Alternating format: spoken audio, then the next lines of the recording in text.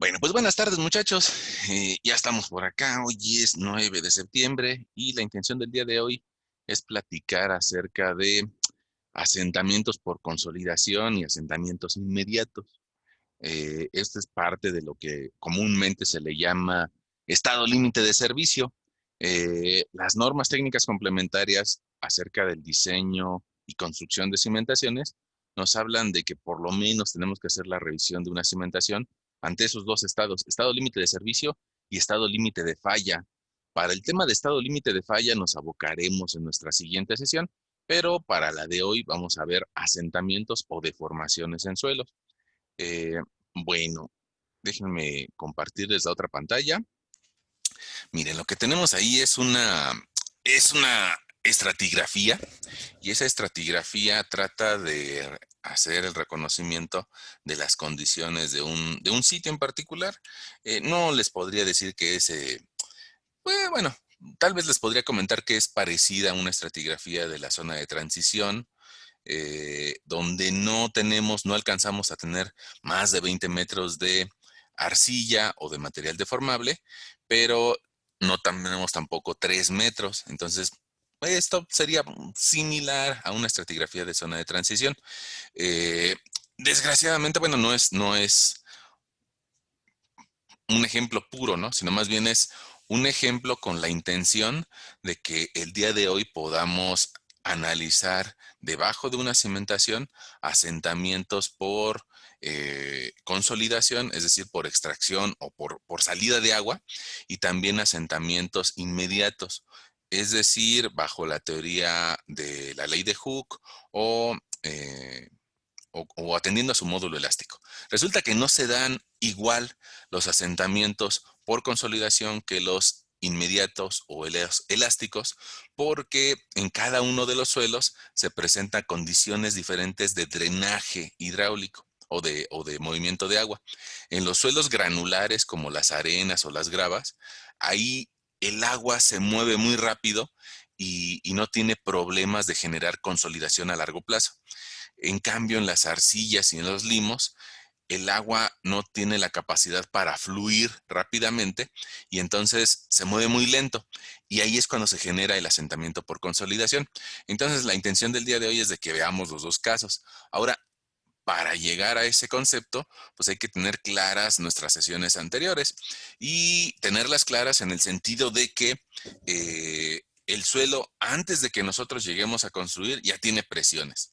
Y esas presiones, pues van a estar dadas por por el peso volumétrico.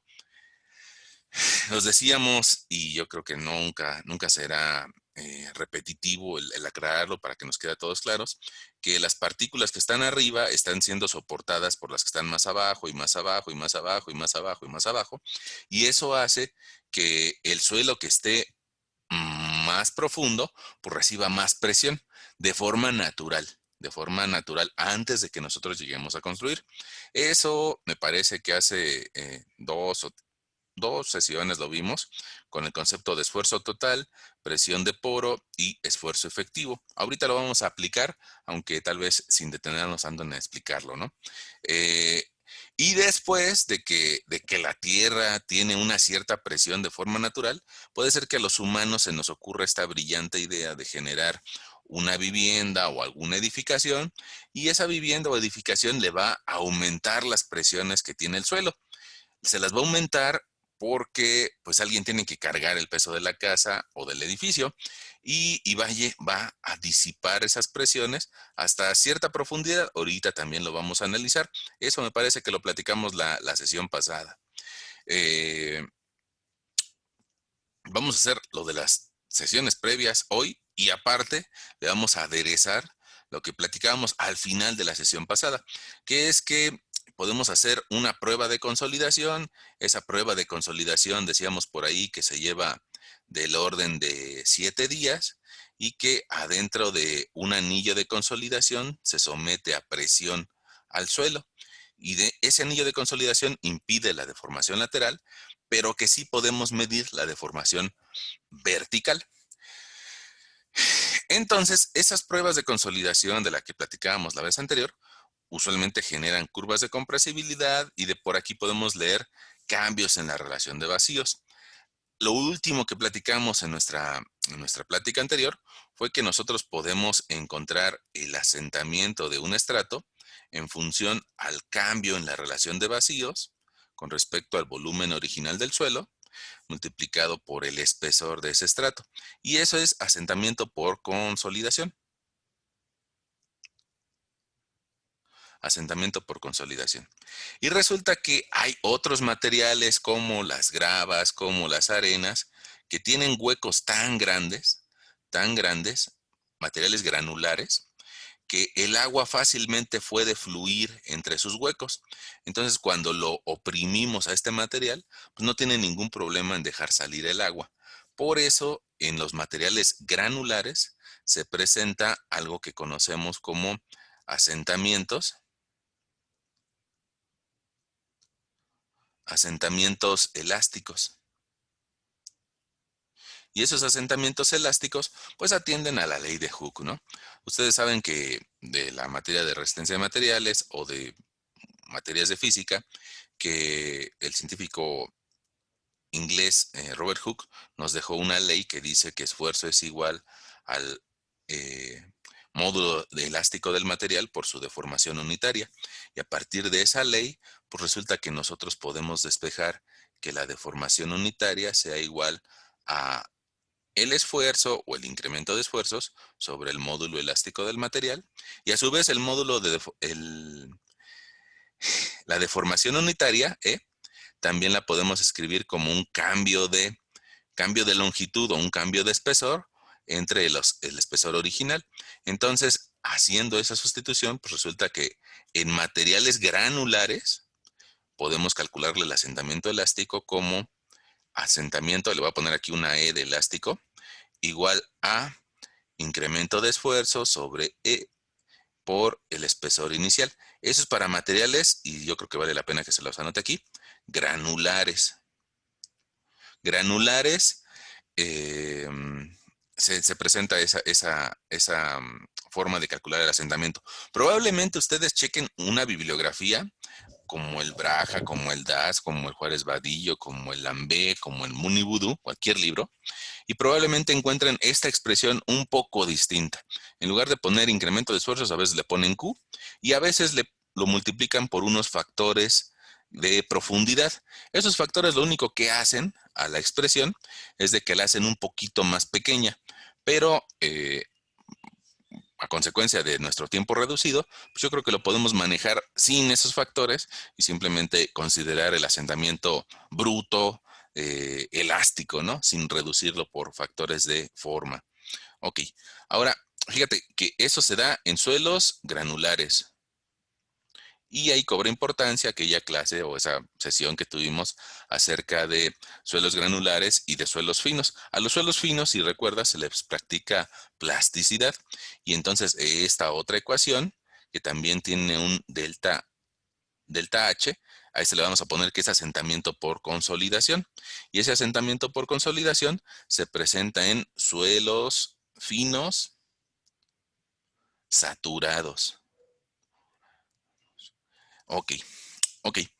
Entonces, hicimos un combo de introducción acerca de las últimas varias sesiones que hemos tenido, y esas varias sesiones, bueno, pues las vamos a aplicar el día de hoy. En base a esta estratigrafía, yo te decía que esa estratigrafía es similar más o menos como una zona de transición. Ahora, fíjate, lo que nosotros haríamos en esas sesiones previas es de que nosotros decimos, bueno, pues antes de que nosotros lleguemos a ese sitio, ya el terreno tiene ciertas propiedades, como lo son sus pesos volumétricos, y tiene ciertos horizontes o estratos de profundidad. Esos estratos de profundidad se tienen que determinar en base a una exploración geotécnica. Pero bueno, vamos a considerarlo hoy como un dato y como que ya lo sabemos. Y ya sabemos que entre un nivel de banqueta o nivel 0.0 hasta 1.80, resulta que hay una arena limosa, una SM. Y esa arena limosa tiene un peso volumétrico de 1.80. Entonces yo creo que nos va a convenir el día de hoy que reduzcamos un poco este espacio que lo volvamos vertical y que este espacio lo compartamos con nuestra pantalla de Excel.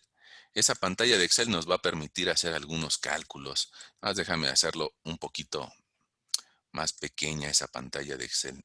Ahí estamos. A mí me parece que estás viendo el espacio donde podemos rayar y también una pantallita de Excel. Ok, vamos a ponerle un ejemplo. Eje de asentamientos. Ahora, para este ejemplo de asentamientos, déjame hacerlo un poquito más grande, ok.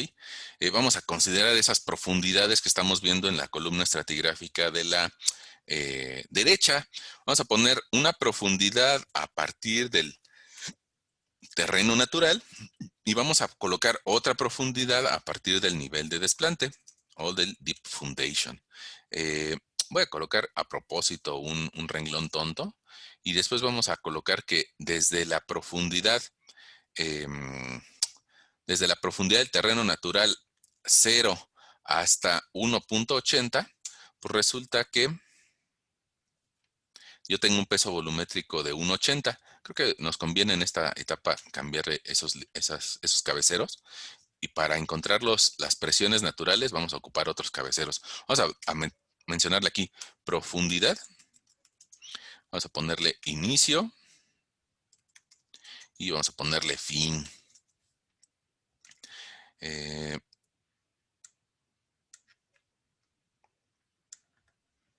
Ok, inicio y fin. Mi renglón tonto que va de 0 a 0 y luego va de 0 hasta 1.80. Luego la siguiente estrato llega a 2.50. El siguiente estrato llega hasta 7, pero yo a propósito ahí te lo dividí en una profundidad de 4.10 para poder tener más detalle de los efectos, ¿no? Entonces la siguiente profundidad va a ser 4.10, la que sigue va a ser 7, la que sigue va a ser 8.5, la que sigue 11, la que sigue 15.80, la que sigue 18.90 y la que sigue me parece que es un 22. Y ahí en 22 resulta que nos encontramos a la roca. Entonces, pues ya esa ya no nos interesa. Ahí lo único que estoy haciendo es que estoy copiando las profundidades de la columna de a un lado y ahí ya tenemos todos nuestros estratos, ¿no? Alguien si quisiera podría mencionar en esta zona qué tipo de clasificación tiene ese suelo para que todos nos entendamos, ¿no?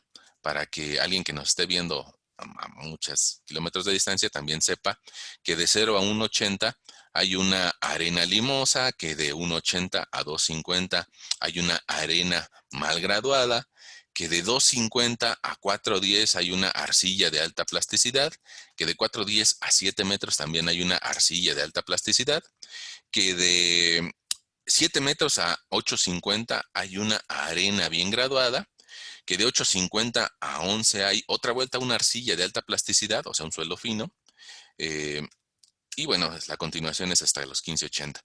Y que de 15.80 hasta 22 metros donde me encuentro a la roca, me voy a encontrar un material que es un limo de baja plasticidad, y de 22 hasta no sabemos cuánto, ¿no? Probablemente ya no se siguió explorando, tal vez nada más exploró hasta 24 metros y se dieron cuenta que había roca, ¿no? Bueno, pues órale, hay que se quede la roca.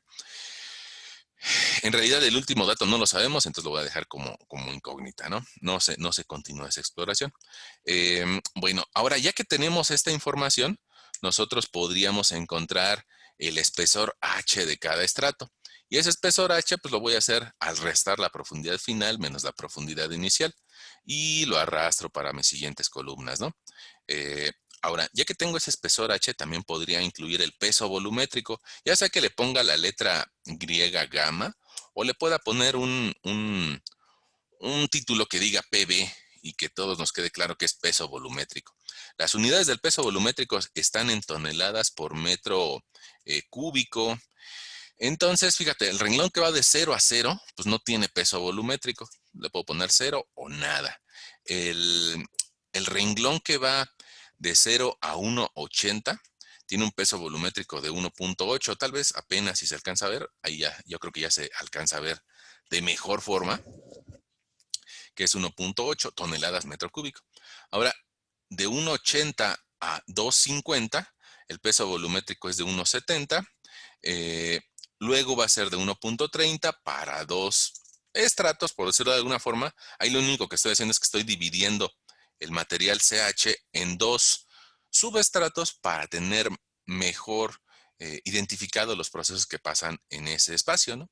Ahora, de 7 a 8.50 voy a colocar un peso volumétrico de 1.60 y para los siguientes dos de 1.45. Si te das cuenta, los materiales finos, usualmente, y sobre todo si están finos y están llenos de agua, tienen pesos volumétricos bajos, a diferencia de los materiales granulares que tienen pesos volumétricos más altos. El último material, y que no se alcanza a ver ahí, es de 1.60, 1.60, 1.60. La roca, inclusive, te pongo ahí ese valor, aunque no lo vamos a trabajar, pero para que sea de referencia y para que sea de reflexión, te estoy colocando ahí una roca que tiene un peso volumétrico de 2.70. Si te das cuenta, es el mayor y por eso, bueno, pues sería siempre ideal poder desplantarnos en roca. Pero pues en este caso está hasta una profundidad de 22 metros y no podemos decir, pues vamos a mejorar el terreno y vamos a desplantarnos a 22 metros de profundidad para un edificio de 2 o 3 niveles, ¿no? Evidentemente que no es costeable eso. Y entonces hay que buscar otra forma de desplantarlo. Ahora, ya que tenemos esa información acerca de la estratigrafía, pues nosotros podríamos calcular sus presiones naturales. Si quieres, le voy a poner por acá arriba un título que diga esfuerzos previos a la construcción. Antes de que lleguen los humanos, antes de que llegue esta eh, manada que destruye todo, ¿no? Entonces, esfuerzos previos a la construcción, lo voy a mover un renglón para arriba para darme la oportunidad de escribirte un título. Y voy a decir aquí que voy a ir encontrando la multiplicación del peso volumétrico por la altura. Entonces, voy a poner aquí peso volumétrico por la altura. Eso nada más me va a ayudar para ir acumulando los valores. Si yo multiplico el peso volumétrico por la altura, resulta que ahora mis unidades van a estar en toneladas por metro cuadrado, que es una unidad de presión.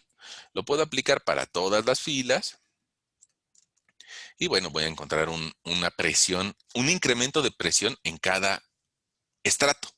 Ahora, ese incremento de presión hay que acumularlo y a eso usualmente le llamamos esfuerzo total. Ese esfuerzo total incluye, usualmente, bueno, perdón, déjame aclarar la idea. Incluye el peso de los sólidos y el peso del agua. Usualmente se utiliza una letra griega sigma. Si yo quiero poner esa letra griega, yo lo que hice ahorita fue poner una S y después irme a al tipo de fuente. Y aquí en el tipo de fuente vamos a buscar una que sea la símbolo o la que usualmente nos da las letras griegas, ¿no? Voy a irme para abajo hasta que me encuentre la símbolo. Por aquí debe de andar. Un poquito más arriba. Symbol, aquí, ahí está. Y si se dan cuenta ya nos puso ahí ese simbolito que nosotros habíamos utilizado a mano, que es la sigma. De hecho, podríamos utilizar este mismo formato para colocarlo acá al lado y copiar el estilo. Si no quisiéramos que apareciera este peso volumétrico, o lo ponemos arriba y ponemos nuestra G y ya ponemos el peso volumétrico. Si te das cuenta, es una G nada más hecha griega, ¿no? Ok, ahora este esfuerzo total, para eso me sirve el renglón inicial, el renglón tonto, que no tiene suelo, nada más que va de 0 a 0, y ahí me sirve para colocar un 0 inicial. Mis esfuerzos, que son presiones o esfuerzos, tienen unidad de toneladas metro cuadrado, para cómo nosotros manejamos las unidades, ¿no? Si somos un poquito más puristas, deberíamos de manejar las presiones en kilopascales, pero en México no las manejamos así, usualmente las manejamos en toneladas metro cuadrado, a pesar de lo que dicen las normas, ¿eh? Las normas ya nos hacen una invitación a que manejemos kilopascales o o megapascales, pero la realidad es de que todavía en nuestro México común y corriente seguimos utilizando toneladas metro cuadrado. Y entonces, pues bueno, voy a calcularlas así. Y para encontrar el esfuerzo total, yo creo que tengo que hacer es ir acumulando las presiones. Entonces voy a sumar la anterior más la nueva. Y esa operación se la voy a repetir a las siguientes filas, ¿no? De forma tal que se fue acumulando la presión. Eh, Como siguiente paso, pues hay que calcular la presión de agua. Y esa presión de agua usualmente se abrevia con la letra U.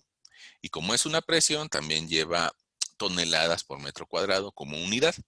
Nada más que antes de calcular la presión de agua, hay que saber la columna de agua. Y a eso le podemos poner como abreviatura HW o columna de agua.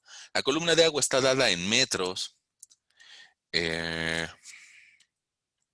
bueno, ahora la columna de agua empieza a partir de que está el nivel de aguas freáticas.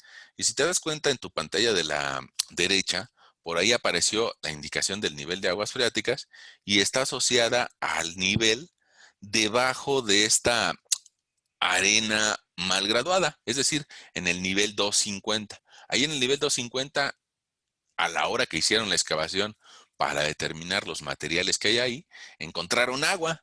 Y eso significa que a partir del nivel 250, déjame te lo subrayo, a partir de este nivel, pues resulta que a partir de ahí va a haber agua. Exactamente en el 250 mi columna de agua vale 0. En cambio en el 410 va a ser la diferencia de 410 menos el valor de 2.5. Y ahí voy a tener 1 metro con 60 centímetros de columna de agua. Y la misma historia se va a repetir para las siguientes filas. Arriba de este nivel de 250, incluso puedo ocuparla y pegarla aquí, arriba de 250 no hay agua. Entonces simplemente puedo ponerle una rayita o puedo ponerle un 0 o un 0. ¿Sale? Ok. Ya tengo las columnas de agua en unidades de metros, pero me conviene utilizar la presión de poro llamada o simbolizada como una U, aplicando, eh, bueno, que tenga unidades de toneladas metro cuadrado. Entonces, para que tenga unidades de toneladas metro cuadrado, necesito multiplicar cada uno de estos valores por el peso volumétrico del agua.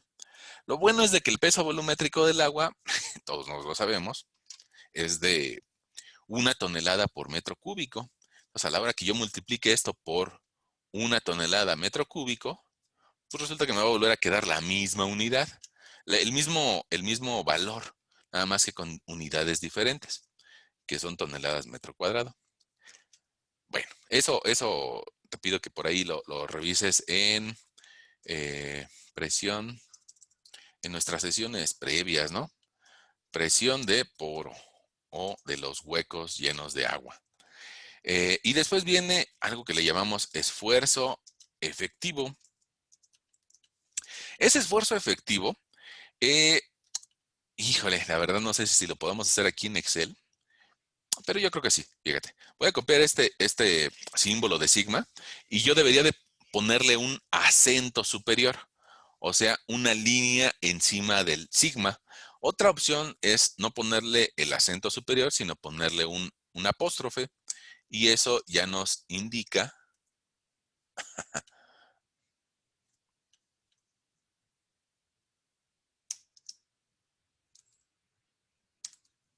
Ahí está. Eso ya nos indica que es un esfuerzo efectivo.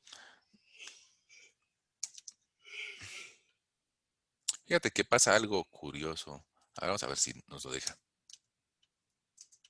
Ahí está. Ahora voy a borrar esto, suprimir. Ahí está. Quién sabe qué está pasando. Fíjense, ahí sí aparece el acento, pero a la hora que lo edito, se me va. Vamos a ver si más quito este. Ahí lo dejo. Bueno, está más o menos aproximado. Otra opción que yo te iba a decir era que le pusiéramos un apóstrofe. Bueno, cualquiera de las dos. El chiste es de que identifiques que es esfuerzo efectivo. Y el esfuerzo efectivo, pues también es esfuerzo, es decir, también es presión, y va a ser la resta del esfuerzo total menos la presión de poro. Entonces, pues ya fácilmente lo podemos encontrar. Control V. Ahí está. Ya tenemos nuestros valores de esfuerzo efectivo. Ahora, Estos valores los podríamos, si quisiéramos, si fuera de nuestro interés, los podríamos graficar. Para eso yo te sugiero que tomes la columna de profundidades y que le insertemos una gráfica. Vamos a decirle al Excel que nos permita insertar una gráfica eh, como esta, yo creo, de dispersión. Es importante que sea una gráfica de dispersión, porque si tomo una gráfica que no sea de dispersión, no me va a permitir graficar dos unidades. Le voy a dar aquí clic derecho y le voy a decir, quiero decirte dónde están mis datos. Fíjate, los valores en X quiero que me pongas las presiones que acabamos de encontrar. Y los valores en Y pues son las profundidades que ya te había dicho. Y a esto le vamos a llamar que es esfuerzo efectivo y que está en unidades de toneladas por metro cuadrado. Vamos a decirle que acepto todas las condiciones. Y alguien me podría decir, es que está al revés, profesor. El cero está hasta abajo. Entonces, para eso tomamos el eje de las Y's. Le doy clic derecho, dar formato al eje. Y ahora le voy a pedir que me lo invierta, ¿no? Valores en orden inverso. Y ahí se ve una gráfica común de esfuerzo efectivo. Si te das cuenta, esa gráfica, algo que nos dice de forma explícitamente gráfica, es de que nos dice que eh, el esfuerzo crece hasta que se encuentra el agua. Ya que encuentra el agua, ya el crecimiento no va a la misma velocidad, sino que se ve mermado o empieza a reducirse. Ok, vamos a dejar esa grafiquita por aquí abajo. Vamos a dejar esa grafiquita por aquí abajo. Y esas son las presiones que yo te decía hace un momento, que existen en el sitio antes de que lleguemos a construir. Cuando la naturaleza está en un estado de calma, antes de que llegue la plaga humana a poner el desorden, ¿no? Ok. Ahora, resulta que, bueno, queremos construir algo ahí y probablemente tú sepas o te habrás enterado que hay algunas constructoras que se dedican a construir vivienda en serie. Esa vivienda en serie, como constructoras, como por decir algún nombre, no por hacerles publicidad, por decir algún nombre como Casas Geo, Casas Ara, Casas Urbi, Casas eh, Haber, bueno, y muchas otras desarrolladoras pequeñas de vivienda, pues bueno, ese tipo de vivienderas lo que hacen es de que un mismo modelo de vivienda lo reproducen muchas veces, una vez, otra vez, y luego otra vez, y luego otra vez, y luego otra vez, y así muchas veces. Y bueno, pues de esa forma nada más le pagamos una vez al arquitecto, una vez al estructurista y hacemos 1000 viviendas con el mismo diseño, ¿no? Como lo que se hace también con los carros, ¿eh? No es tan inquietante, ¿no? De repente decimos, pues ¿a poco? Nada más lo van a pagar un diseño y lo van a hacer 10,000 veces. Pues sí, así también le hacen a los autos, ¿no? Bueno, ahora resulta que ese tipo de viviendas sería muy caro para cada una de estas viviendas el hacer su propia zanja para hacer las zapatas. Y precisamente uno de los chistes de la construcción en serie es que sea rápida. Y este proceso de hacer zapatas, a pesar de que sería una buena solución para la vivienda, pues es muy lento. Entonces, por eso las vivienderas no utilizan ese proceso de usar zapatas, sino que lo que hacen es de que colocan losas de cimentación. Voy a ponértela aquí de un con tono un poquito más intenso. Y lo que usualmente hacen es de que colocan una plancha de concreto. Y esta plancha de concreto, pues resulta que es mucho más fácil de construir y prácticamente nada más lleva unas prototraves. Tal vez por el tamaño de mi plumón se deforma mucho, pero lo que quisiera que vieras es de que es una losa, prácticamente incluso hay ocasiones que es plana y que en muchas ocasiones se le ayuda con unas pequeñas travesitas. Y esas pequeñas travesitas, pues evidentemente que le van a dar más rigidez a la losa. Ah, espérame. Ahora, esa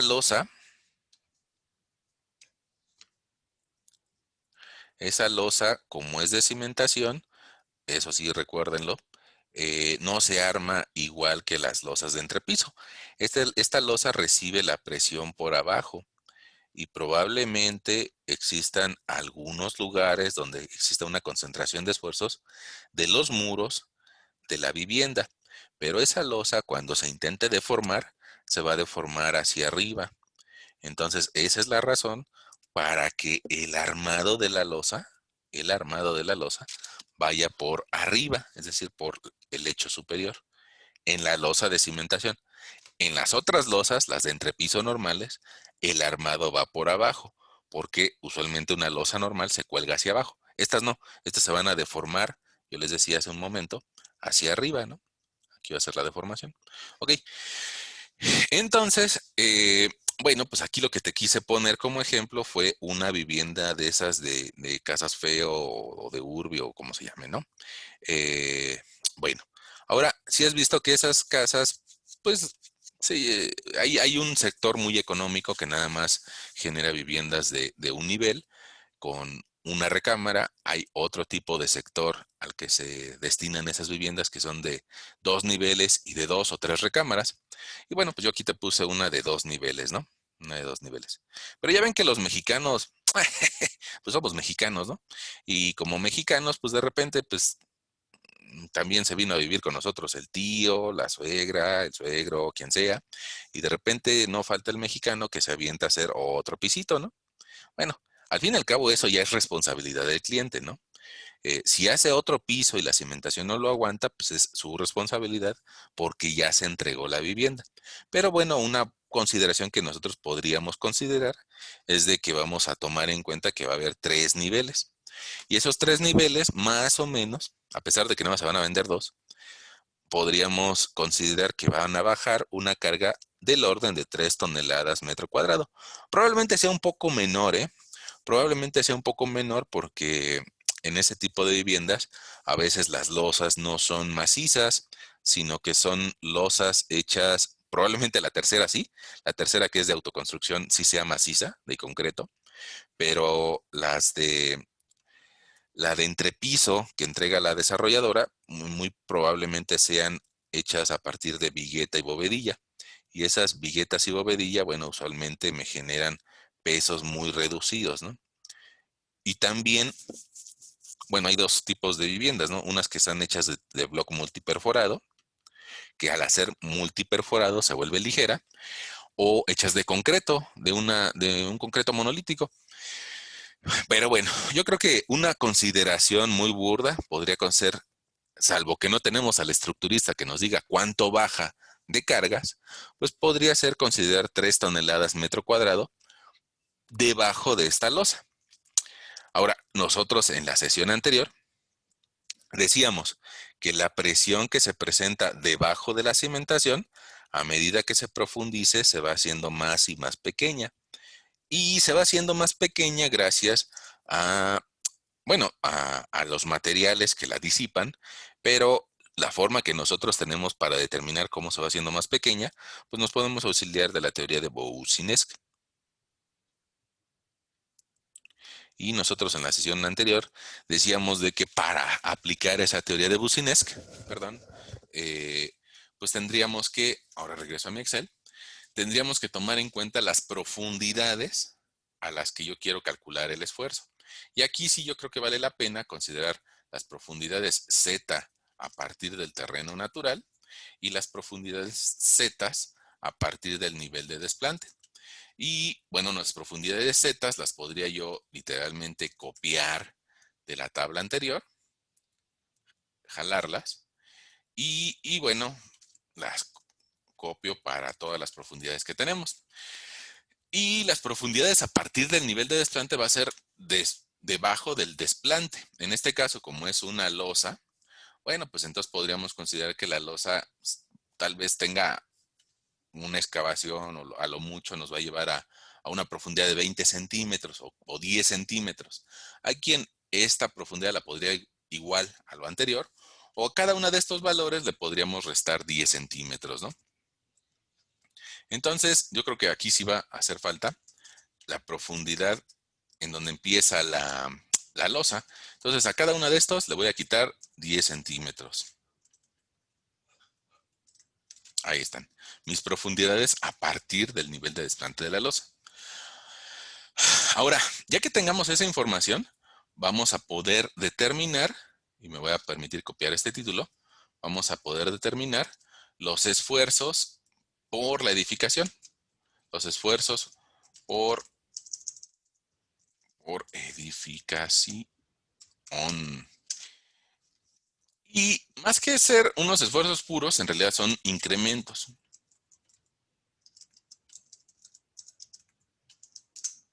Ok, ahí está mi nueva tablita que me va a evaluar el incremento de esfuerzos por la edificación. Ahora, para esa nueva tablita, probablemente yo requiera insertar arriba de esto, quién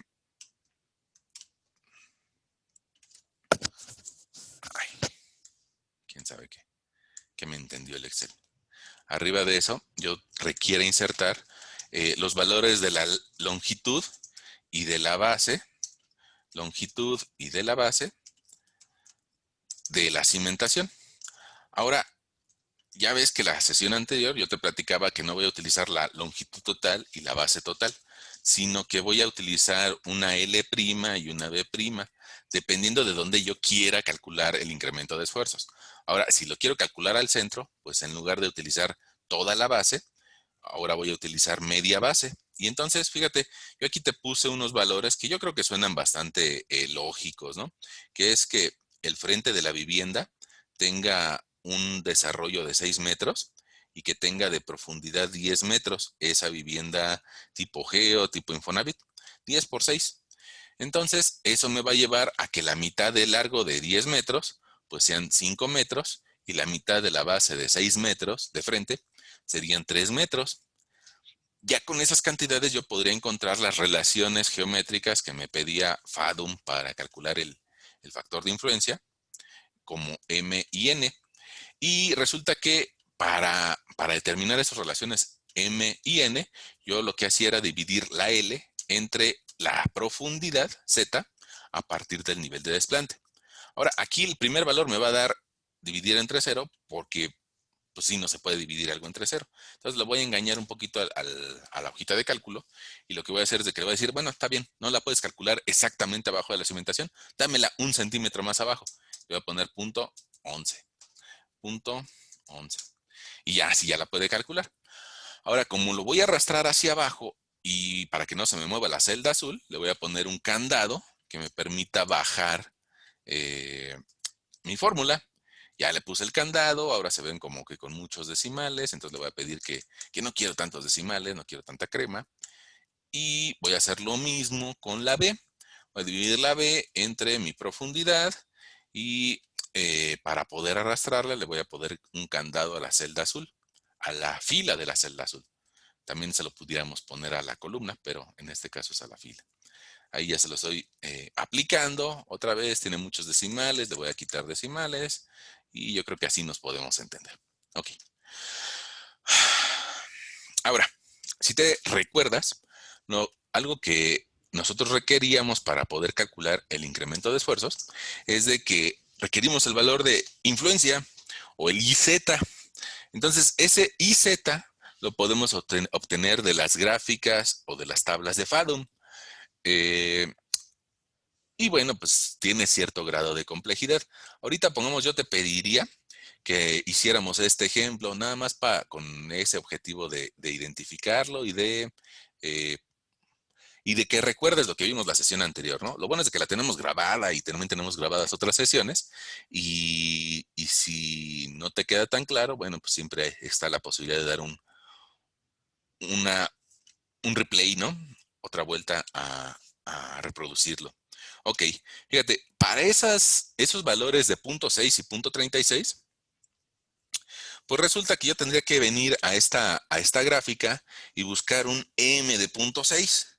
Y ese M de punto 6 lo voy a colocar de color verde, así como subrayamos en Excel. Ese M de punto 6 andará por aquí. No salió. Fíjate, en tu pantalla de la derecha, ahí estás viendo que ahí está la relación M. Resulta que es logarítmica, entonces aquí está el 1, aquí está el 2, aquí está el 3, aquí está el 4, el 5 y este es el 6. Inclusive aquí tenemos una ayuda que nos dice que está el 5, entonces la siguiente línea es el 6. Ok, ahí estamos en el 6. Y ahora, después de encontrar m igual a 6, voy a subir por esa línea hasta encontrar un n igual a 0.36. Y resulta que si subo por esa línea me encuentro n igual a 20, como rojo. Y también me encuentro una siguiente línea azul. La siguiente línea azul no aparece su letrero, pero aquí lo estoy viendo, que esta línea azul es de 0.4. Eso quiere decir que no existe una curva de n igual a 0.36. A pesar de que no existe, pues resulta que si yo sé que acá arriba está la curva de 0.4, pues entonces yo puedo trazar una línea a la mitad de estas dos con mi lápiz o con lo que esté utilizando. Y resulta que ahí voy a encontrar una n igual a 0.30. Pero yo no busco 0.30, busco 0.36. Entonces me voy otra vez a dividir la mitad y un poco más arriba. Y yo creo que por aquí podría yo encontrar la n igual a 0.36. Pero es una curva que yo tengo que dibujar con mi lapicito, ¿no? Ahora, este valor me lo puedo llevar, el cruce de ese valor de m. Aquí se lo voy a anotar, m igual a 0.6. Lo hago cruzar con n igual a 0.36 y me lo llevo hacia el eje de las IZ. Y ahí yo lo que alcanzo a ver, salvo tu mejor opinión, es de que es un valor muy cercano a 0.074. Ahora, ese nada más es para una área. Entonces, en realidad, yo lo que quiero es el IZ de 4 áreas que convergen en el centro. Le voy a poner aquí un paréntesis para indicarle a mi lector que este es de 4 áreas y el anterior es nada más de una área que mide un cuarto del área de la superficie, ¿no? Ok, entonces ese valor necesito multiplicarlo acá por 4. Ok, y hay que hacer ese mismo procedimiento ya sea por las gráficas o por las tablas. Alguien por ahí puede ser que sea un poco incrédulo y me digan, no le creo. Bueno, entonces habría que buscar tal vez en nuestra primer tabla, otra vez, ahí lo estamos viendo tal vez en pequeño, pero una m de 0.6 y una n igual a 0.36. Entonces fíjate, ahí como que necesito un valor intermedio, un poquito cargado hacia el 4 de estos dos que en este momento te voy a hacer zoom. Ahí va el zoom. Entonces, entre esos dos, si yo saco exactamente la mitad, me estaría dando un punto 6294 más punto. Espérame.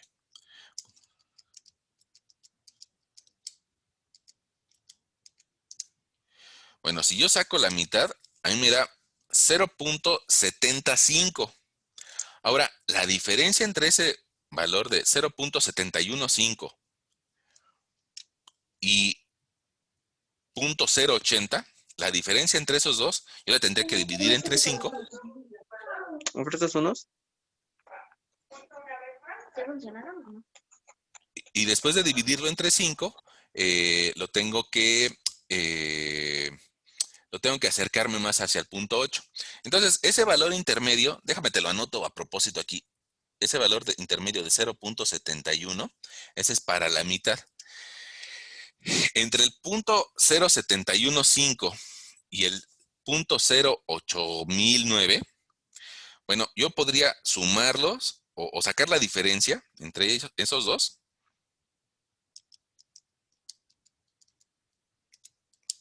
Y esa diferencia dividirla entre 5 y sumársela al valor de 0.0715.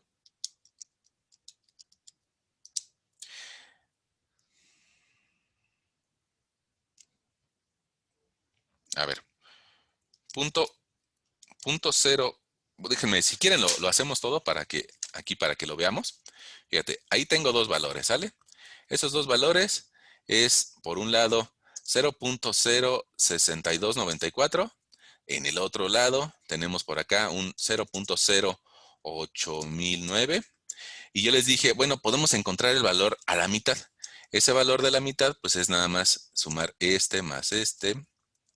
Y el resultado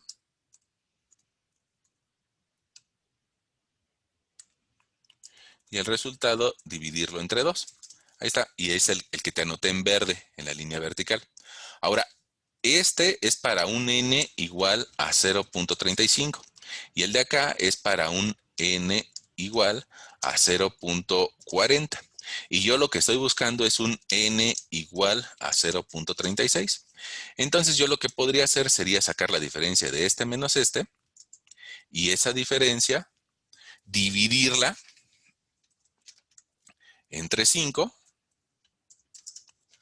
Ya la dividí entre 5 y ese valor sumárselo al valor de 0.35. Entonces, todo esto le voy a sumar al valor P25. Y ahí está un valor coherente, ¿no? Ahora, fíjate, nosotros ahí, en base a la tabla, encontramos un .073. .073. Nosotros de forma visual, usando la gráfica, encontramos .074. Entonces, no están tan diferentes el usar la gráfica o la tabla. Ahora, te voy a pasar un archivito donde las gráficas de Fadum, yo en alguna ocasión las hice archivo de Excel y bueno, pues ya nada más hay que sustituir valores. Entonces, yo en ese archivito que te voy a compartir ahí en el Classroom, vamos a pegarle estas M y Ns, estas Ms y Ns, también con las Zs. Vamos a copiarlas y vamos a pegarlas en la otra hoja que te voy a compartir. Y le voy a decir que nada más quiero pegar los valores para que no busque las referencias. Y si te das cuenta en esta hojita, ya me calcula cuánto vale el factor de influencia, el IZ. Ahora, lo hace ya multiplicándolo por 4. ¿Sale? Entonces, estos factores de influencia me los voy a llevar a mi otra hojita, la que estamos trabajando el día de hoy como ejemplo, para colocarlas aquí. Voy a decir que pegue nada más los valores. Ahí estamos.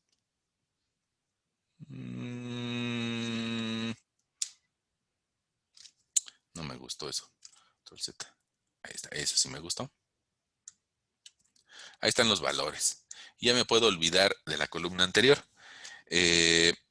No. De hecho, lo que me está pegando aquí son los valores de una sola área.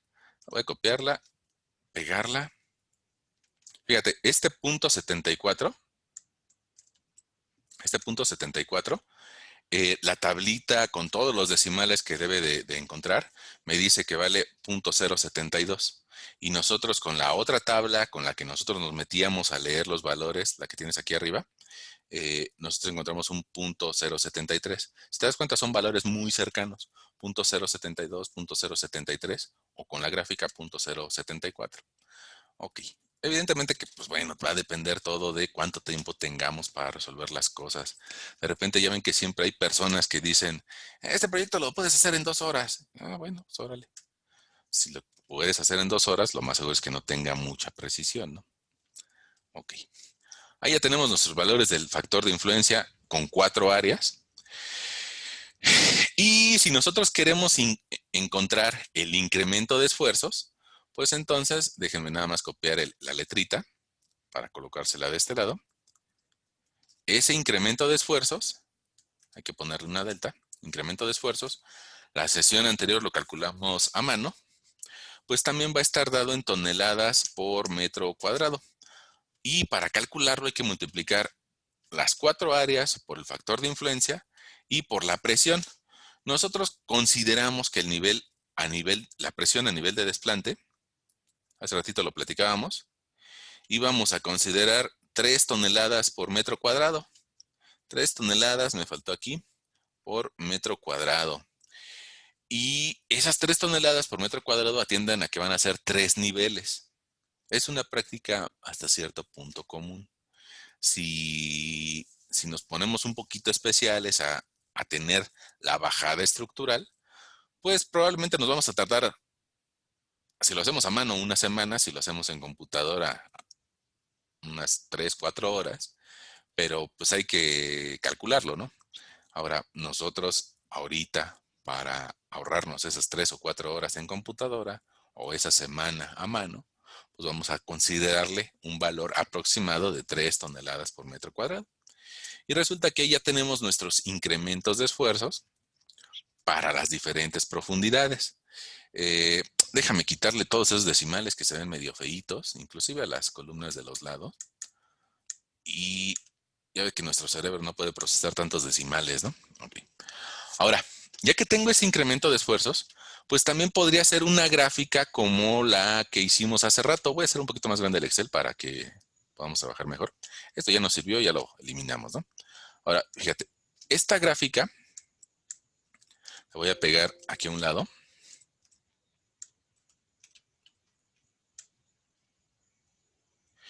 Y ahora no quiero graficar el esfuerzo efectivo. Ahora lo que yo quiero graficar es el incremento de esfuerzos. Incremento de esfuerzos. También va a estar en las mismas unidades. Y ahora resulta que no quiero esas profundidades, sino más bien ahora quiero las profundidades. Son esas mismas profundidades, pero ahora medidas a partir del nivel de desplante. Y probablemente haya algún desfase. Ahorita lo checamos eso. Y en lugar de que me grafique el esfuerzo efectivo, ahora quiero que me grafique el incremento de esfuerzos. Y si te das cuenta, la gráfica de la izquierda, era la presión antes de que nosotros llegáramos a construir en el suelo, a diferentes profundidades.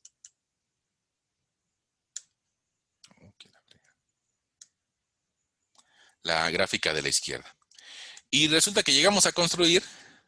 Bueno, pues ahora vamos a tener la gráfica de la derecha. Y entonces mi estado de esfuerzos va a cambiar. Y voy a tener que sumarle esos nuevos valores de esfuerzos. Y se los voy a sumar para obtener una nueva condición de esfuerzos. Y esta nueva condición de esfuerzos, pues hay que encontrar una nueva gráfica, ¿no? Eh, voy a tomar esta también y la voy a pegar acá. Ok. Ahora, en esa misma gráfica, le voy a poner, si quieren, un cambio. Cambio en estado de esfuerzos. Cambio en el estado de esfuerzos. Ok, los azules serían los iniciales y ahora necesito colocarle el incremento de esfuerzos. Probablemente tú me digas que no es la misma profundidad porque está desfasada 10 centímetros. Yo creo que 10 centímetros con respecto a 20 metros de profundidad no es nada, ¿no? Entonces, a pesar de que hay ese pequeño desfase, me voy a permitir, por simplificar, me voy a permitir agregar otra gráfica que le sume a los esfuerzos iniciales. Los azules se van a quedar como los iniciales y le voy a agregar incremento.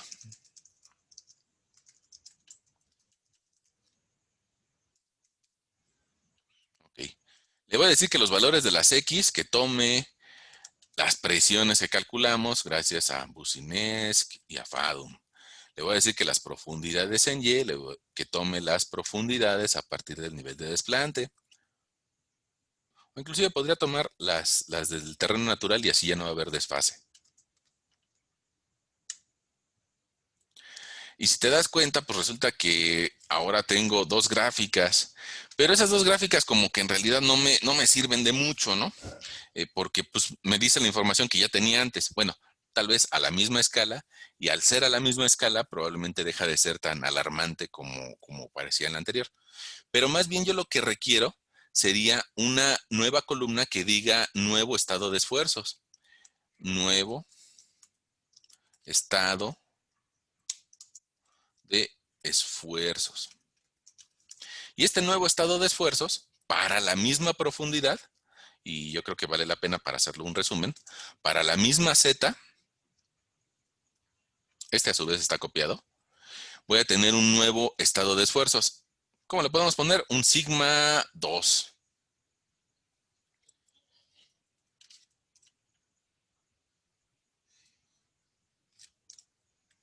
Así que aquí le ponemos sigma 2. Final. Estado de esfuerzos final. Es que sigma 2 se puede confundir con el concepto de la prueba triaxial que no estamos platicando el día de hoy. Ese es otro boleto, ¿no? Es que yo creo que con eso ya le entendemos. Esfuerzo final. Nada más que honestamente está muy grande y parece, me confunde.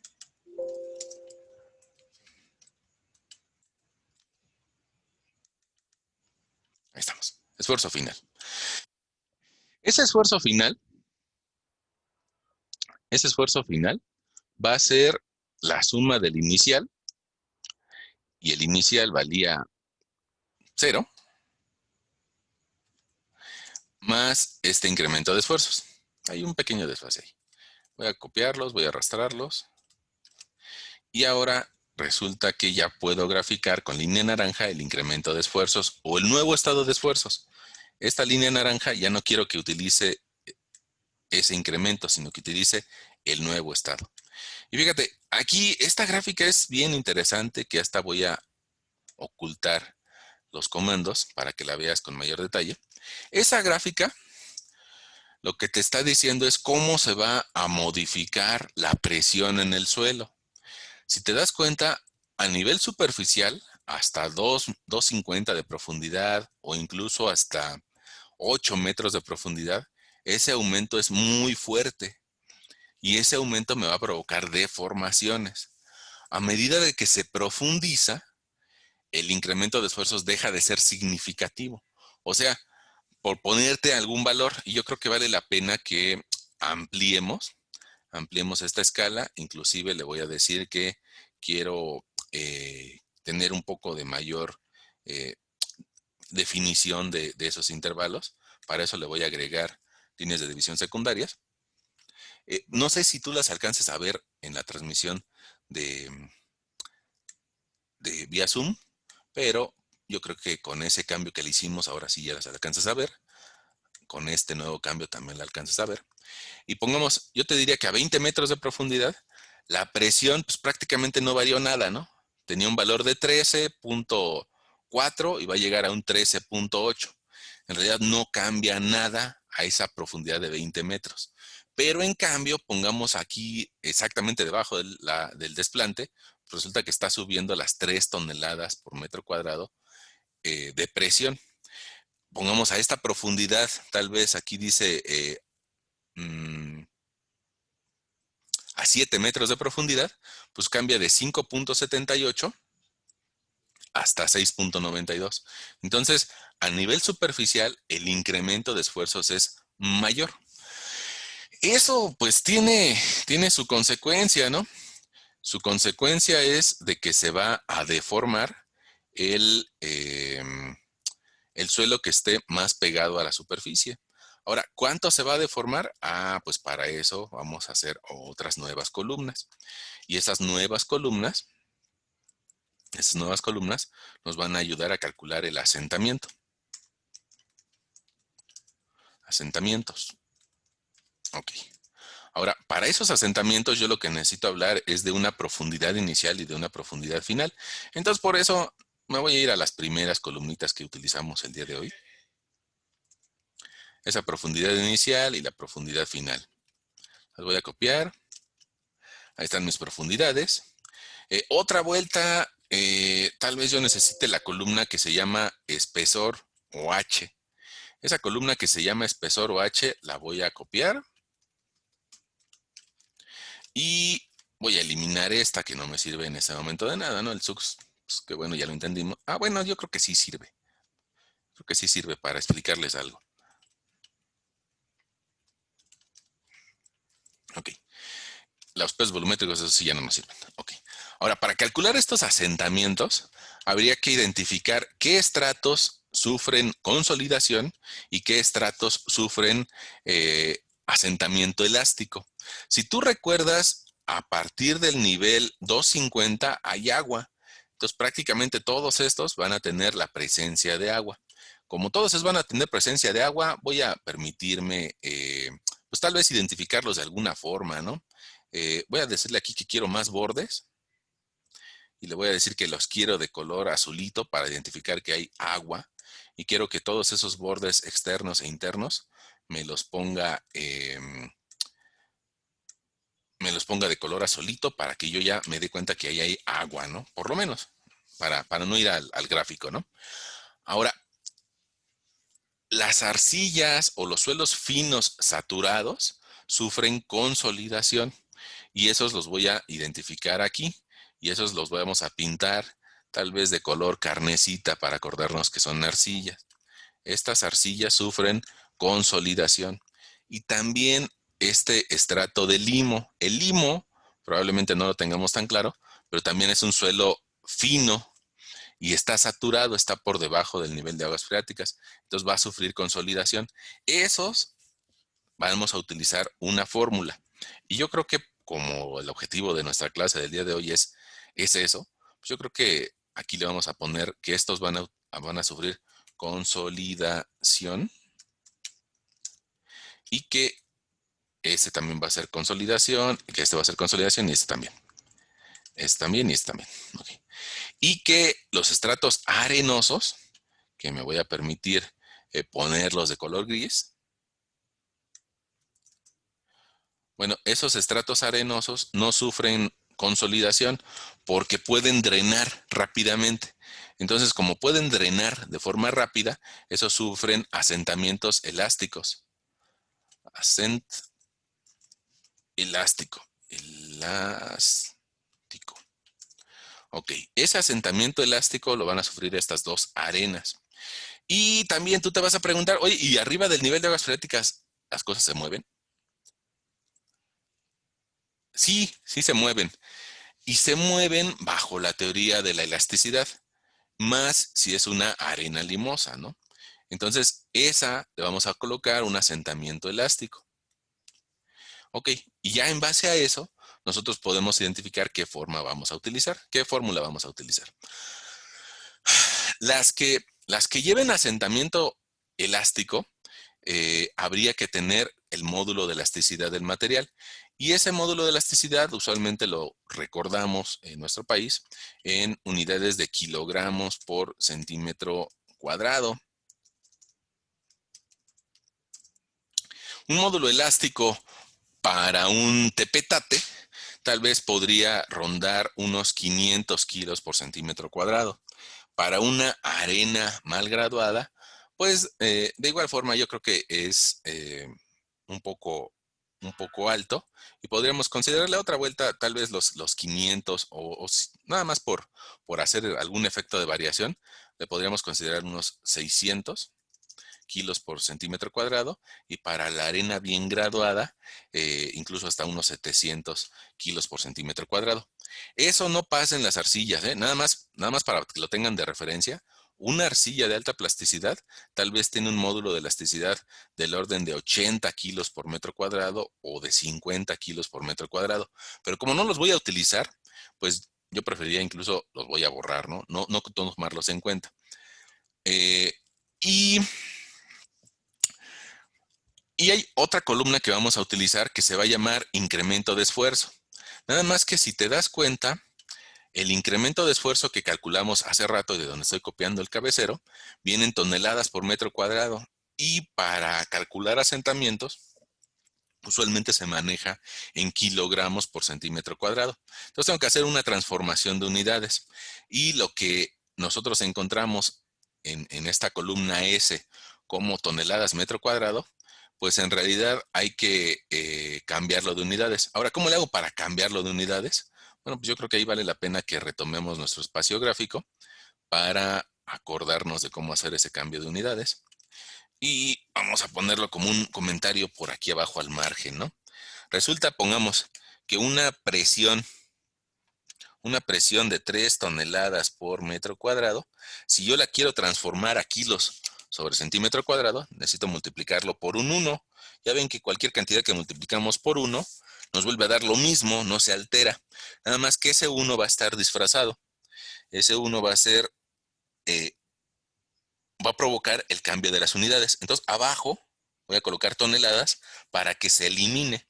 Voy a decirle a mi lector que 1 tonelada equivale a 1000 kilos, para que de esa forma se me elimine la tonelada y mi resultado quede en kilos. Y para los metros cuadrados, pues voy a hacer exactamente lo mismo. Voy a decirle a mi lector que arriba voy a colocar 1 metro y abajo voy a colocar 100 centímetros. Y otra vez otro metro y otros 100 centímetros para que estos metros cuadrados se limiten con los metros cuadrados del 3. Y de esa forma, pues resulta que yo tengo que multiplicar por 1000 y dividir entre 10,000. Lo que me va a llevar a que mi resultado sea que 3 toneladas metro cuadrado significan 0.3 kilos, 0.3 kilogramos por centímetro cuadrado. Estas son unidades de obra y estas son unidades de laboratorio, ¿no? Al fin y al cabo es lo mismo, pero evidentemente que una probeta de suelo que tenga 8 centímetros de diámetro, no le puedo aplicar toneladas de presión, sino le tengo que aplicar kilos. Y tiene que ser una presión compatible o igual. Bueno, ya que tenemos esa aclaración, podemos regresar a nuestra hoja de cálculo y podemos decir que ese valor de 2.81 lo vamos a dividir entre 10. Me va a quedar un valor de 0.28. Pero ese valor de 2.81 no está a la mitad del estrato. Entonces, la mitad del estrato, fíjate, creo que es importante que veas esto. La mitad del estrato que va de 0 a 1.80, la mitad está en 0.9. Y resulta que yo tengo la presión en 0 y la presión en 1.80. Entonces, el valor que voy a tomar no va a ser el de 1.80, sino que tengo que tomar el de 1.80 más el de 0, o sea, el anterior, pero dividido entre 2, o sea, voy a sacar un promedio. Ese valor promedio le puedo poner aquí arriba, que es el incremento de esfuerzos medio. Nada más hay que cambiarle la letra a una más común. Esta. Incremento de esfuerzos medio. Y ese incremento de esfuerzos medios aquí todavía está en toneladas por metro cuadrado. Entonces hay que dividirlo entre 10. Puede ser que le haga un paréntesis y toda esa operación la divide entre 10 o simplemente al 2 le agrego un 0 para que sea entre 20, ¿no? Y ya me queda en las unidades que yo quiero. Control C, copiamos, le aplicamos lo mismo para las siguientes y ya sabemos cuál va a ser el incremento de esfuerzos medio. Ok. Ahora, yo inclusive creo que esta columna, perdona el movimiento, pero yo creo que esta columna la podríamos poner un poco más adelante. Y aquí eliminar esta, porque esta es más importante, ¿no? Ok. Ahora, en base a ese incremento de esfuerzos medio, yo podría ir a las gráficas de consolidación del material a buscar cuánto se, cuánto se va a deformar cada uno de esos suelos finos, los que se les va a presentar consolidación. Entonces, para eso, lo que voy a hacer es de que voy a regresar a mi pantalla gráfica. Y ahora esta pantalla gráfica, nada más que se hizo chiquita. Sí, se hizo chiquita. Ahora quiero que se vuelva a hacer grandota.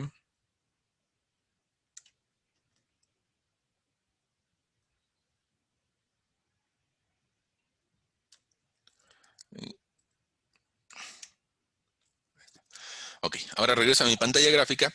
Yo ahí te puse unas gráficas de ejemplo. Entonces vamos a considerar que este material que está entre 2,50 y 7 metros de profundidad se va a comportar acorde a la primer gráfica. Vamos a considerar que el segundo material que está entre 8,50 y 15,80 de profundidad se va a comportar acorde a la segunda gráfica. ¿Eso qué quiere decir? Que para cada material fino hay que tener una muestra de laboratorio que se envíe al laboratorio y que se le pueda hacer la prueba de consolidación para cada material fino. Ahora, el día de hoy, pues bueno, estamos omitiendo esos 7 días de prueba y yo te estoy poniendo una prueba ejemplo. En esa prueba de ejemplo, pues vamos a encontrar las deformaciones acorde al incremento de esfuerzos que encontramos, ¿no? Ok, entonces para llegar a usarlas, pues requiero, ya ves que este estrato, este primer estrato de arcilla, lo dividimos en dos zonas. Uno que iba de 250 hasta 410 y otro que iba de 410 hasta 7. Voy a anotar aquí en este espacio el incremento de esfuerzos medio que tiene cada uno de ellos. Fíjate, para este primer intervalo de 250 a 410, resulta que tengo un incremento de esfuerzos medio que va a valer, fíjate, 250 a 410 es este. Voy a pintarlo todo de amarillo para que sea más fácil de identificar. Va a tener un incremento de esfuerzos de 0.23. Se lo voy a anotar aquí. Incremento de esfuerzos 0.23 kilos centímetro cuadrado. Ahí está. Ahora, habría que preguntarse también cuál era su esfuerzo inicial promedio. Promedio. Entonces, fíjate, voy a copiar este letrero, control C, control V, y le voy a poner esfuerzo efectivo medio inicial. Ese esfuerzo efectivo medio inicial también lo puedo obtener de mi primer tablita. Fíjate, ese estrato, a ver, estoy aquí en el naranja, ¿no? Este naranja dice que viene de 250 a 410. Entonces tengo que sumar las presiones que había en 250, o sea, esta, más la de 410, y esos dos resultados dividirlos entre 2. Dividirlos entre 2, nada más que están ahí las unidades que tiene son toneladas, y para hacer mi análisis de asentamientos lo requiero en kilogramos por centímetro cuadrado. Entonces lo voy a dividir entre 10, en lugar de dividirlo entre 2, lo voy a dividir ahora entre 20. Ahí está. Y ahí ya tengo mi esfuerzo inicial. Ahora, eso se lo puedo aplicar a todas las demás columnas, a todas las demás filas. Le voy a decir que nada más pegue la fórmula para que no nos las llene de amarillo, ¿no? Ok. Ahí estamos. Ahora, ya que tengo esos dos datos, y se los voy, nada más para que lo recordemos nosotros también, a anotar a la gráfica. Fíjate, el esfuerzo inicial que tenía era de 0.47. Esfuerzo 1 o inicial que tenía era 0.47. Todo este espacio de 250 a 410. Entonces, yo con esos valores que son 0.47 y un incremento de 0.23, me voy a ir a la gráfica de la prueba de consolidación específica de ese suelo, ¿eh? Ojo, yo ahorita estoy haciendo un ejemplo, pero en realidad habría que ir a la prueba de ese sitio. Yo ahorita te estoy pidiendo que consideremos que esta es la gráfica de ese sitio. Entonces voy y busco un esfuerzo inicial de 0.47. Fíjate, si te das cuenta, también está en escala logarítmica. Tengo 0.1, 0.2, 0.3, 0.4, 0.47. A ver, 0.2, 2, 0.3, 0.4, 0.47. Y aquí me voy hacia arriba. Ahí está mi punto 47. Y ahora me voy a identificar cuál es la relación de vacíos inicial. Esa relación de vacíos inicial está aquí, probablemente un peliquito arriba de la línea, ¿no? Entonces, esa relación de vacíos inicial, vamos a identificar qué valor tiene. Si aquí yo tengo un 5.40, pues entonces significa que el salto de cada una de esas líneas es de 20 centésimas de unidad. Eso me lleva a que aquí yo tengo 5.60 y 5.80. Ok, ahora, entonces el valor que yo tengo de relación de vacíos inicial es de 5.61, podría escribirle. Y ese valor se lo voy a anotar a mi tablita de Excel. Le voy a poner aquí que para ese estrato tengo una relación de vacíos inicial de 5.41.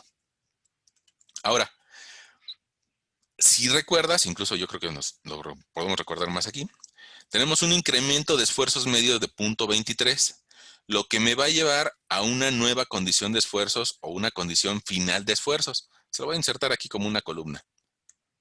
Esa condición final de esfuerzos ya la habíamos calculado. La tenemos ahí medio coqueta, nada más en dos filas. Ahora, esto estaba en toneladas por metro cuadrado. Entonces, lo único que tengo que hacer para ese lugar, para ese sitio, es transformarlas a kilos por centímetro cuadrado. Pero también necesito el valor medio. Ahora, lo podría hacer sumando, igualando dos de estos valores. Pero también si ya tengo la inicial aquí como un punto 47 y le sumo el punto 23, pues ya estoy llegando al final.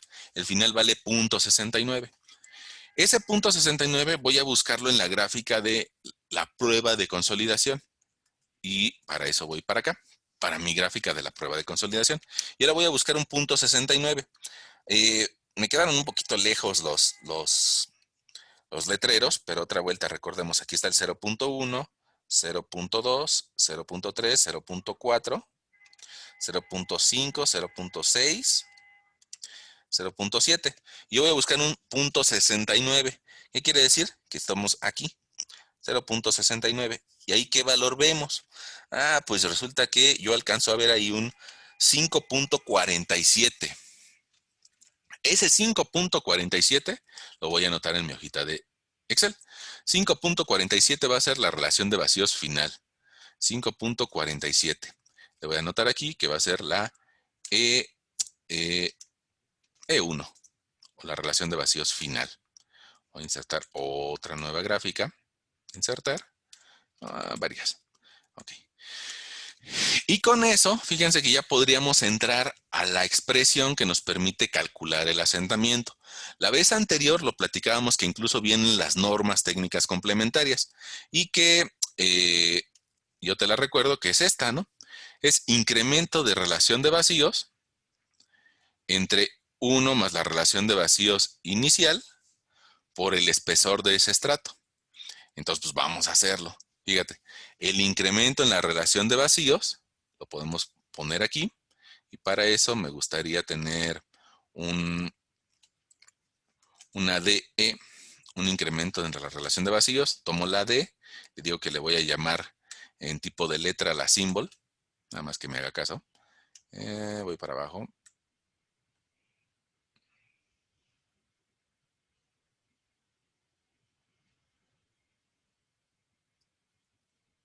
Aquí está símbolo. Ahí está. Incremento en la relación de vacíos. Y ese incremento de relación de vacíos lo tengo que dividir entre 1 más E0. Entonces, pues puede ser que lo haga por columna o puede ser que lo agrupe todo en la misma, ¿no? Yo creo que vamos a hacerlo columna por columna. 1 más E0. Y después, ya con eso, puedo calcular mi asentamiento. Voy a copiar esta y voy a pegarla acá. Ese va a ser un asentamiento por consolidación. A propósito, le voy a agregar una C para que nos quede claro que va a ser asentamiento por consolidación. Y vamos a hacerlo, fíjate. El incremento de esfuerzos va a ser este menos este. El 1 más E0 es 1 más esta columna. Y el incremento de esfuerzos por consolidación es el incremento de relación de vacíos entre 1 más la relación de vacíos inicial. Ese factor que encontramos lo vamos a multiplicar por el espesor del estrato. Pero el espesor del estrato en centímetros. Entonces, aquí tengo de dos sopas. Voy y escojo este 1.60 que aparece en la columna AA y lo multiplico por 100. O lo multiplico directo y la columna H la voy a transformar a que ahora sea en centímetros. Entonces, en lugar de que vaya y nada más me copie el dato que ya tenía antes, le voy a pedir que cada uno de esos valores los multiplique por 100. Y ahora ya la tenemos en centímetros. Control B, Control B. Ahí estamos. Mi columna H ya está en centímetros. Entonces, la división la voy a multiplicar por ese espesor en centímetros. Pac. Y resulta que ese estrato que mide 1,60 de espesor, 1,60 de espesor en metros, se va a sentar 1,4 centímetros. Centímetros, porque todas las unidades fueron centímetros. Ok. Ahora, debajo de esa división de estrato, había otro subestrato que yo copié, bueno, que consideré. Entonces, yo creo que conviene, nada más que estos valores van a cambiar, yo creo que conviene que nosotros, ¿qué está haciendo aquí?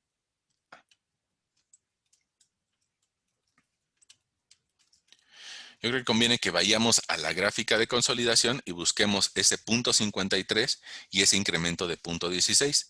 Ahora, esta sí la voy a colocar aquí abajo, ¿no? Resulta que mi incremento de esfuerzos llega al mismo valor, aunque no es por una razón, o sea, fue un churrazo en este momento, ¿no? Voy a buscar al esfuerzo efectivo medio inicial. Yo creo que para que nos quede claro a todos, inicial. Ay. Simple French dice, ¿no? Super French. Vas a decirle que quiero esa, Super French. Y voy a decirle que ajuste el texto para que, ya. Esfuerzo efectivo medio inicial. Incremento de esfuerzos medio. Ya estamos. Ahora voy y busco el valor inicial a la gráfica, punto 53. Fíjate. Vamos ahora con otro colorcito, ¿no? Ahora con un colorcito color carne. Y busco un punto 53. Ese punto 53 va a estar por aquí. Y ese punto 53, pues resulta que me va a dar una coordenada de relación de vacíos. Tal vez yo la veo una décima abajo del 5.60. Le puedo poner 5.49. 5.49.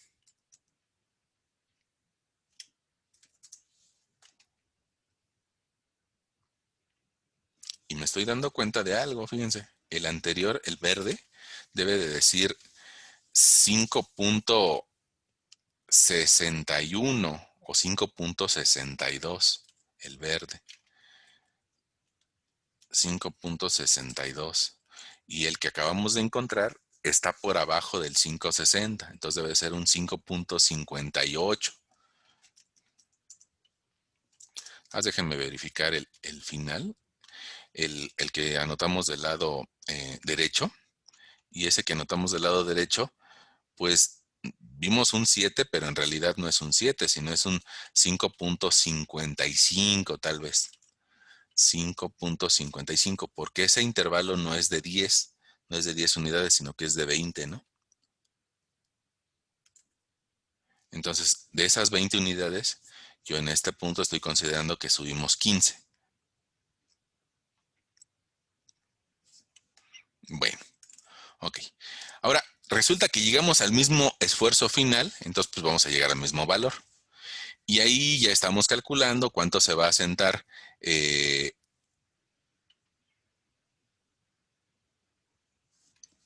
primer subestrato y el segundo. Por alguna razón, no sé por qué no la copió la fórmula.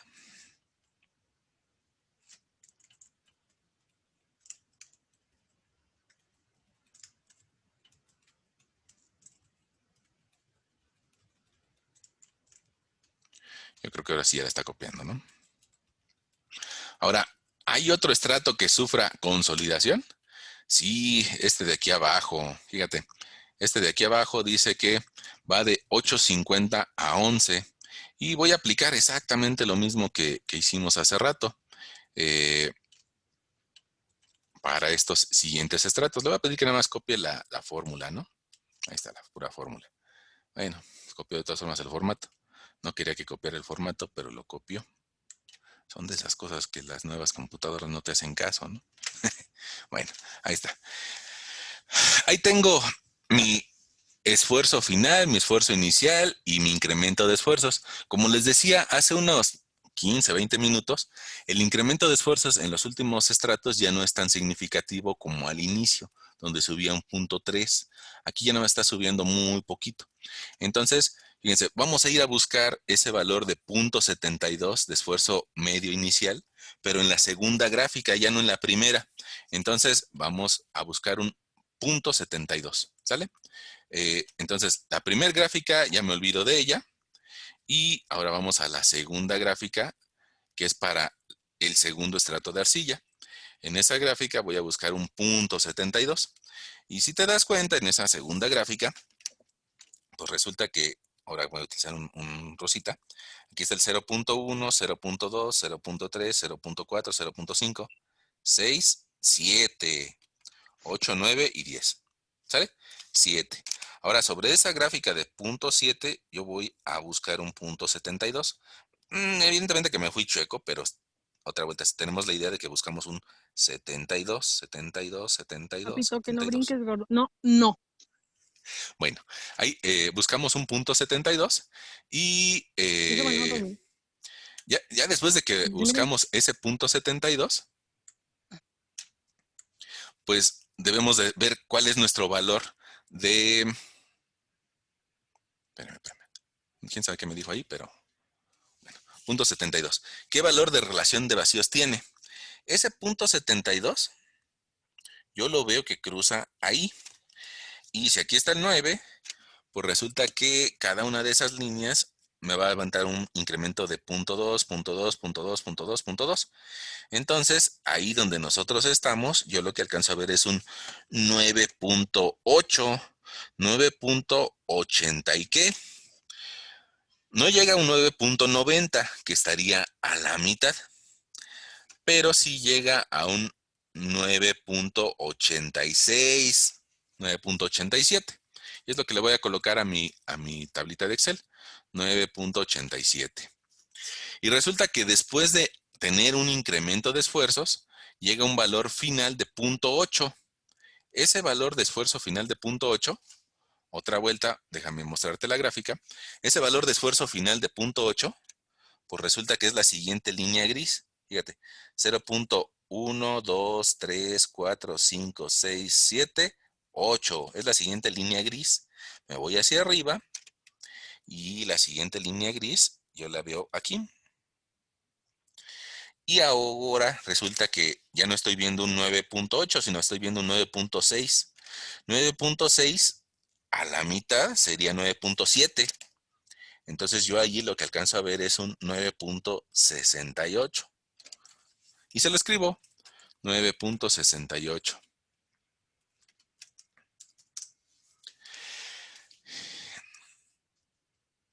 Ese 9.68 ya me permite tener un diferencial de relación de vacíos y a su vez, considerando el espesor, pues ya me da cuántos centímetros se va a hundir por ese incremento en la relación de vacíos. Perdón, es 9.68, no es 6.68, 9.68. Ahí estamos. Okay. Para la siguiente línea, tengo que ir y buscar un esfuerzo inicial de 0.89 en la misma gráfica, ¿eh? Ya ven que estamos en la misma arcilla. Déjenme hacerle un zoom para que vean que la siguiente línea corresponde todavía a esta arcilla que está de 8.50 a 11.15.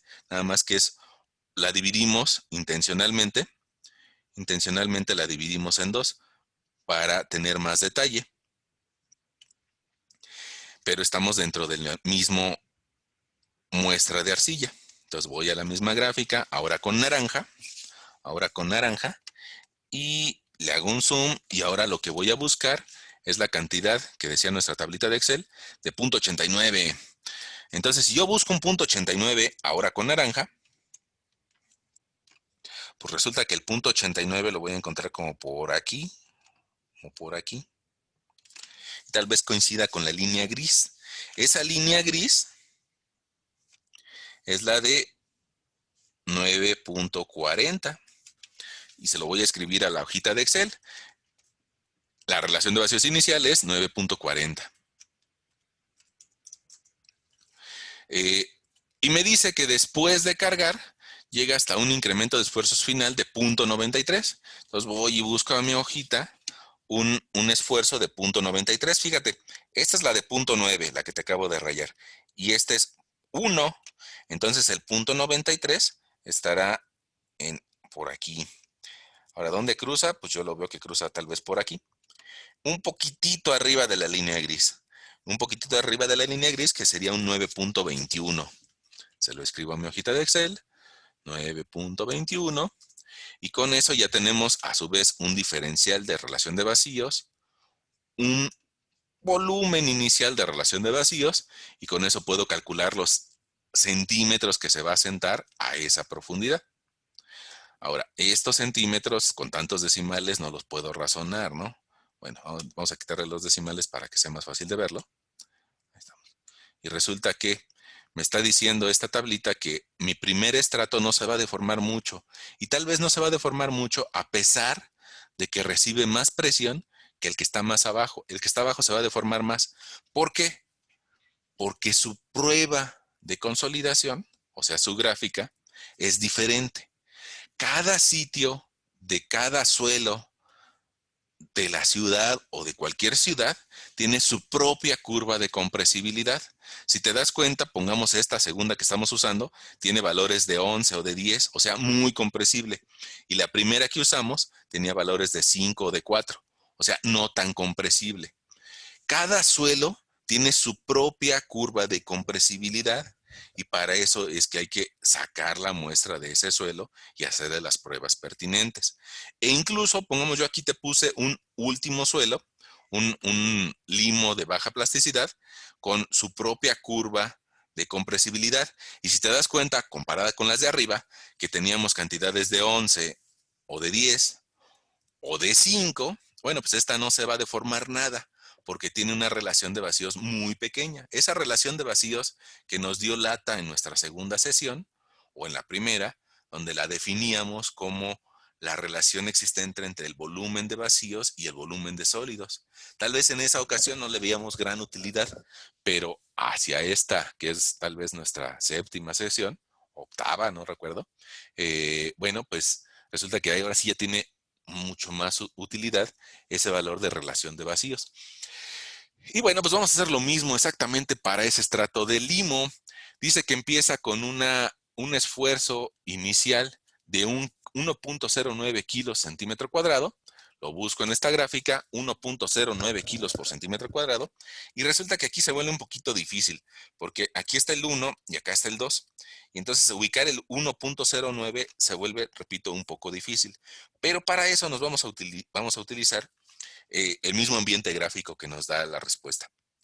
Fíjate que esta escala está en orden logarítmico, entonces cada una de estas subescalas también tiene orden logarítmico. ¿Qué voy a hacer? Voy a trazar unas curvas que me van a permitir identificar el límite de cada una de estas zonas en orden logarítmico. Y ahorita le voy a pedir a mi herramienta gráfica que la haga pequeña para que podamos tener esa referencia. Fíjate, esta la voy a hacer pequeña para que solamente ocupe el espacio de 1 a 1 de 1 a 2. Entonces, me la voy a llevar un poco más arriba.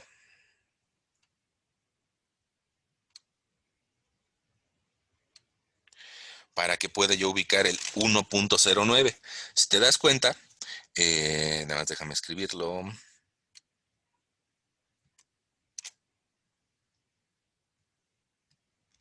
Fíjate, aquí está el valor en X de 1, aquí está el 2, aquí está el 3, el 4, y entonces el 1.09 pues va a estar muy cercano al 1.1. Ahí está el 1.1, entonces el 1.09 va a andar como por aquí, y ahí puedo leer mi relación de vacíos inicial. Esa relación de vacíos inicial en esta gráfica es de 1.33,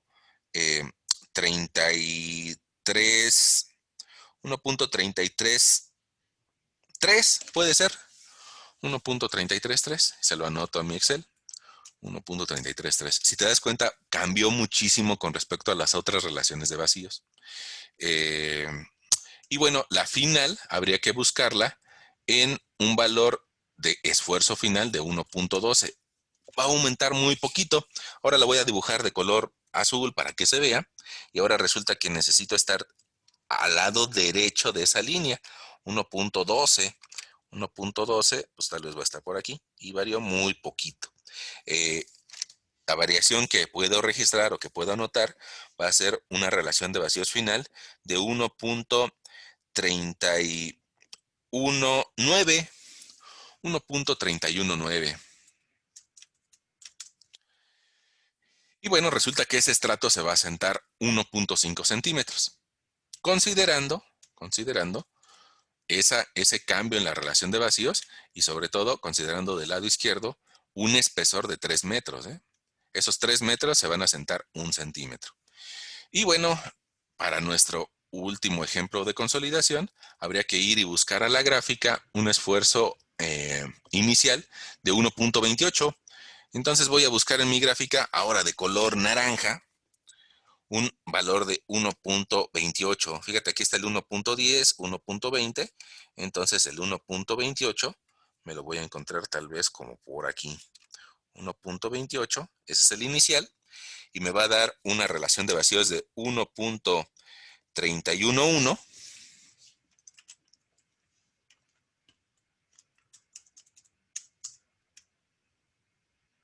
El anterior era 1.33.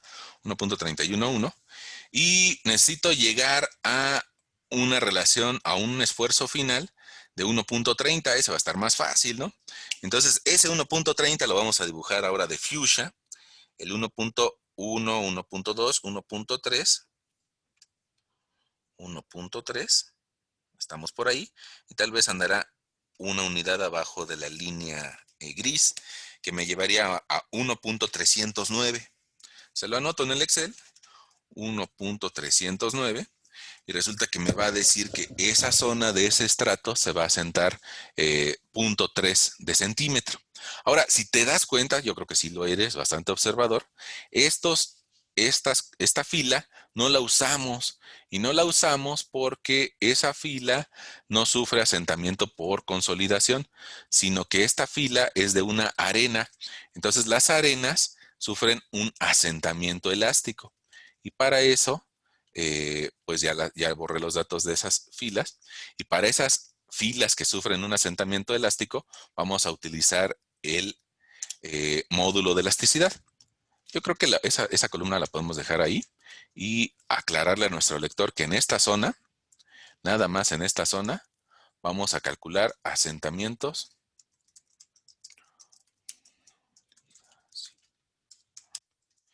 Y en esta de acá vamos a calcular asentamientos elásticos.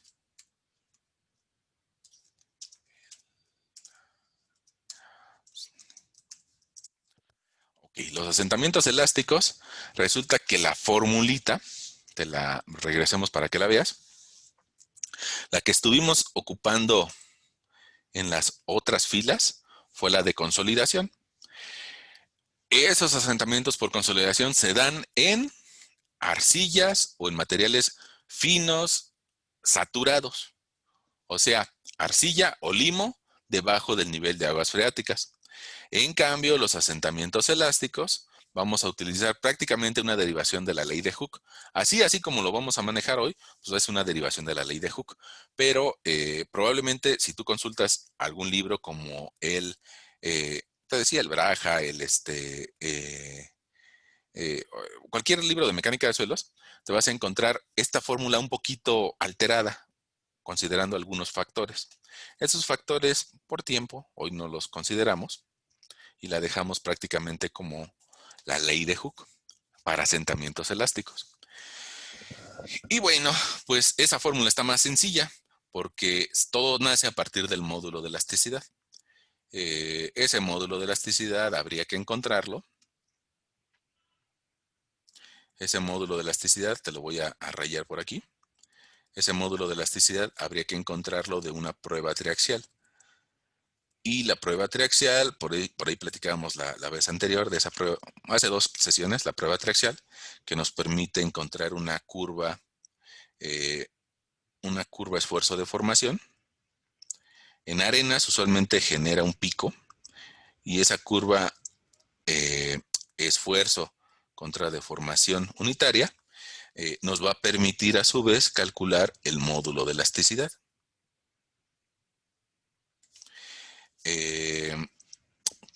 Como la pendiente, ¿no?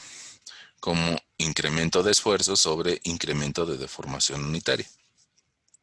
Ok, ahora, ya que tengamos el módulo de elasticidad, pues la multiplicación ya se vuelve muy sencilla, pero todo el problema es encontrar el módulo de elasticidad, el módulo elástico. Yo te decía hace algunos minutos, hace como una hora, que el módulo de elasticidad de una arcilla ronda unos 70 kilos por centímetro cuadrado. En cambio, para una arena, pues puede ser que sea mucho mayor, unos 400, 600 kilos por centímetro cuadrado.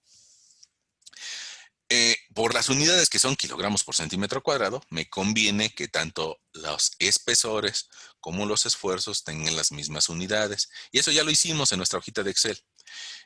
Ahora, este asentamiento elástico, quedamos que para calcularlo necesito multiplicar el incremento de esfuerzos, ya lo tenemos, en kilos por centímetro cuadrado, y necesito multiplicarlo por el espesor del estrato. El espesor del estrato en centímetros, ya lo tenemos. Y lo voy a dividir entre el módulo de elasticidad, que también ya lo tenemos. Entonces, pues resulta muy, pero muy sencillo.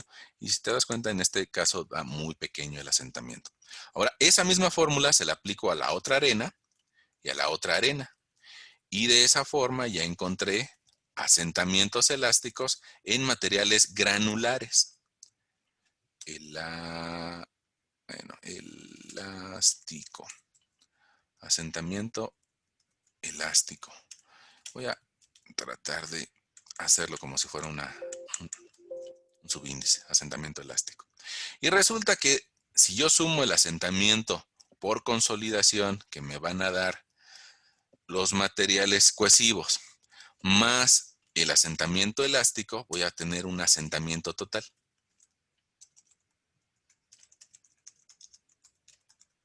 Ese asentamiento total va a estar dado en centímetros y sea la parte elástica más la parte de consolidación. En total, esa estructura que yo les mostré el día de hoy, resulta que se va a asentar 18 centímetros. Este va a ser nuestro asentamiento de la estructura que les mostré el día de hoy, considerando 3 niveles de edificación. Entonces, la edificación con, bueno, me falta un acento, edificación con 3 toneladas sobre metro cuadrado en ese sitio, o sea, en base a las propiedades de deformabilidad de ese sitio, se asentará 18 centímetros. Ya la teorización sobre si son 18.12 o 18.15 es demasiado teorización, pero esta es nuestra conclusión de nuestro ejemplo del día de hoy. Esa edificación se va a asentar 18 centímetros. Ahora, habría que ver, y yo creo que es parte de nuestra clase, si es una edificación tolerable o no para las normas. Y lo que las normas nos dicen es de que según las normas técnicas complementarias de diseño y construcción de cimentaciones y las normas técnicas complementarias de criterios y acciones a tomar en cuenta en el diseño estructural de las edificaciones, pues resulta que el máximo asentamiento que nos permiten es de 15 centímetros.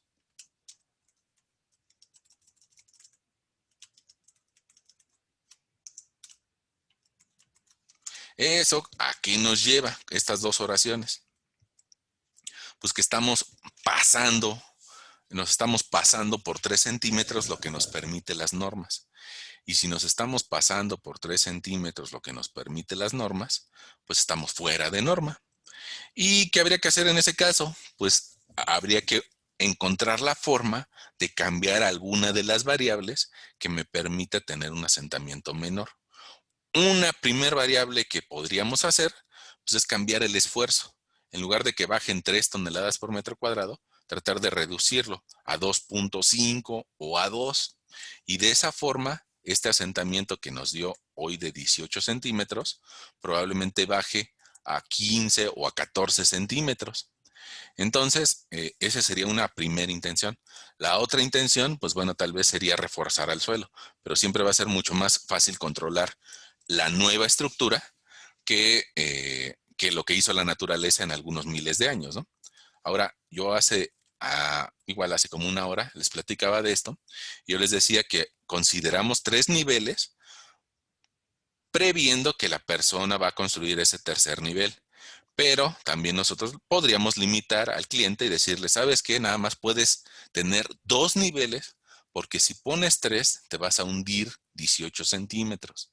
Si pones 2, hay que hacer el cálculo, probablemente te hundas nada más 10 centímetros. Hay que hacer el cálculo, ¿eh? Y ese podría ser una especificación de venta, ¿eh? Oye, no puedes construir más encima porque te vas a hundir.